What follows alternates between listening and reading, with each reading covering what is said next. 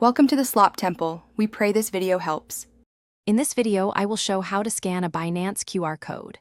Open the Binance app and tap Scan on the home screen to start scanning. Hold your phone steady and center the QR code inside the frame until it reads automatically.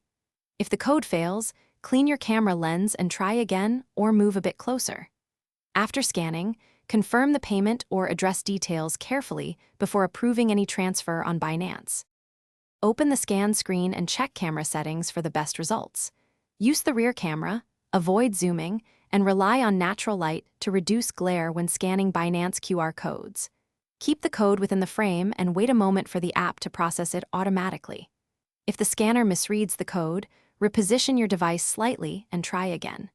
Confirm all transaction details on screen before proceeding to authorize the transfer.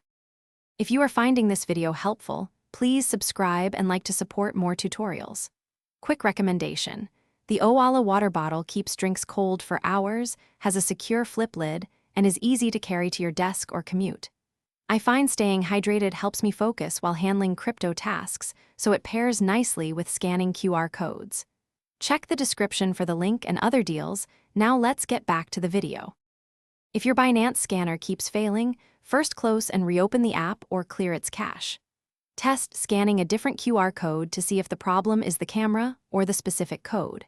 If needed, restart your phone to refresh system permissions and camera access. When all else fails, have the sender provide the address text so you can paste it manually. Always double-check copied addresses character by character before completing any transaction. Thanks for watching. Consider subscribing if we helped you.